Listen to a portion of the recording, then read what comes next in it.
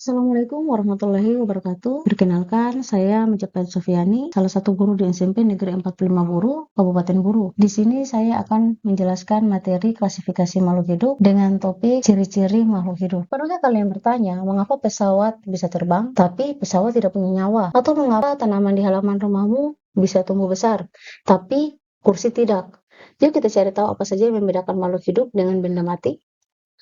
Apa itu makhluk hidup? Makhluk hidup adalah benda yang memiliki ciri-ciri kehidupan. Mereka bisa bernafas, tumbuh, berkembang biak, bergerak, butuh makanan, bereproduksi, dekat terhadap rangsangan, dan punya sel. Contohnya, manusia, hewan, dan tumbuhan. Sedangkan benda tidak hidup tidak mempunyai ciri-ciri tersebut. Mereka tidak tumbuh, tidak bernafas, tidak berkembang biak, dan tidak butuh makanan. Contohnya, batu, air, udara, dan meja. Di sini adalah yang terdapat pada layar, ini adalah ciri-ciri pada makhluk hidup. Yang pertama bernapas, kedua bergerak, yang ketiga tumbuh dan berkembang, dan yang keempat reproduksi, yang kelima menanggapi rangsangan dari luar, dan yang keenam memerlukan nutrisi atau membutuhkan makanan, dan yang ketujuh mengeluarkan zat sisa atau ekskresi, dan yang kedelapan tersusun dari sel. Mari kita bahas ciri yang pertama, yaitu bernafas. Bernafas adalah proses penting bagi makhluk hidup untuk mendapatkan energi. Kita menghirup oksigen dan mengeluarkan karbon dioksida. Oksigen ini seperti bahan bakar yang membantu tubuh mengubah makanan menjadi energi. Energi inilah yang kita gunakan untuk bergerak,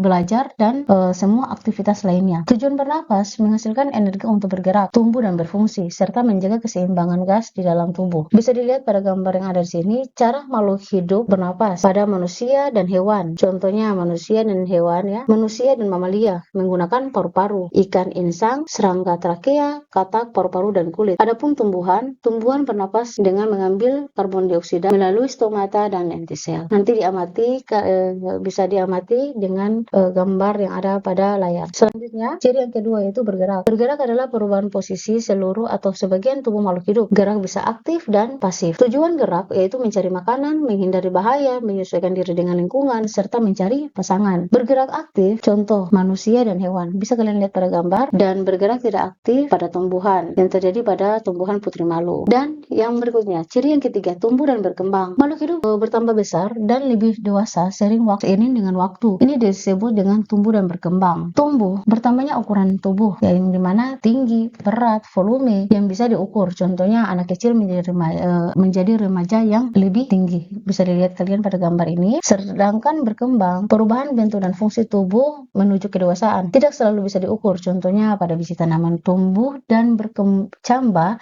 sampai mencapai dewasa. Selanjutnya, ciri yang keempat yaitu reproduksi. Reproduksi adalah kemampuan makhluk hidup untuk memperbanyak diri atau menghasilkan keturunan. Ini penting agar jenis makhluk hidup tidak punah. Tujuan reproduksi yaitu menjaga kelestarian spesies, menambah jumlah populasi, serta mewariskan sifat dari induk. Jenis reproduksi ada dua, yaitu seksual dan aseksual. Seksual secara generatif, contohnya pada manusia, hewan, dan tumbuhan berbunga. Nah, bisa dilihat pada gambar ini, contohnya ada kucing yang sedang melahirkan anaknya.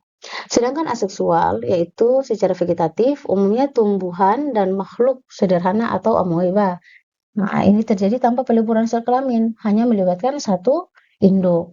Nah, contohnya bisa dilihat pada gambar, yaitu tunas tanaman pisang dan amoeba yang sedang membela diri. Selanjutnya, ciri yang kelima, menanggapi rangsangan. Rangsangan adalah segala sesuatu yang berasal dari lingkungan dan dapat mempengaruhi makhluk hidup.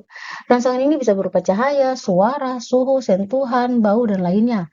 Kemampuan manusia untuk merespon atau menanggapi rangsangan dari luar lingkungan itu disebut dengan iritabilitas. Pada manusia nih, contoh manusia akan menutup telinga atau terkejut saat mendengar suara keras. Tumbuhan, bunga matahari merespon sinar matahari dengan menghadap ke arah datangnya cahaya, serta putri malu menunjukkan reaksi terhadap sentuhan dengan cara mengatupkan daunnya ketika disentuh. Selanjutnya ada yang keenam, yaitu memerlukan nutrisi atau makanan. Nutrisi atau makanan adalah zat yang dibutuhkan oleh makhluk hidup untuk mendapatkan energi, pertumbuhan dan perkembangan, memperbaiki sel dan jaringan tubuh yang rusak, serta menjaga kesehatan tubuh. Nah, di sini ada manusia dan hewan. Manusia dan hewan hewan ini secara autotrof. Nah, di sini dia mengkonsumsi nasi, daging, sayuran, dan rumput. Mereka tidak dapat membuat makanannya sendiri, gitu ya, autotrof. Sedangkan tumbuhan secara heterotrof, ia dapat membuat makanannya sendiri melalui proses fotosintesis menggunakan air, karbon dioksida, dan sinar matahari. Dan selanjutnya ada ekskresi. Ekskresi ini adalah proses penting untuk mengeluarkan zat sisa yang tidak berguna atau beracun dari tubuh, menjaga keseimbangan dan kesehatan organ. Ini ada bernapas, berkeringat, dan buang air kecil. Nah, ada tumbuhan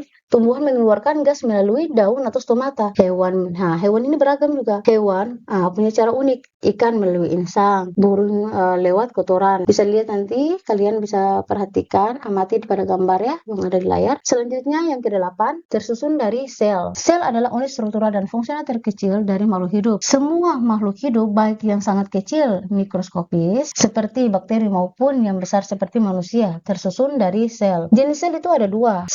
Jenis sel berdasarkan inti, yaitu sel prokaryotik dan sel eukaryotik, dan yang kedua jenis sel berdasarkan jumlah sel, yaitu uniseluler dan multiseluler. Nanti bisa diamati pada gambar yang ada di layar. Sekian penjelasan tentang materi klasifikasi makhluk hidup dengan topik ciri-ciri pada makhluk hidup. Semoga bisa bermanfaat. Wassalamualaikum warahmatullahi wabarakatuh.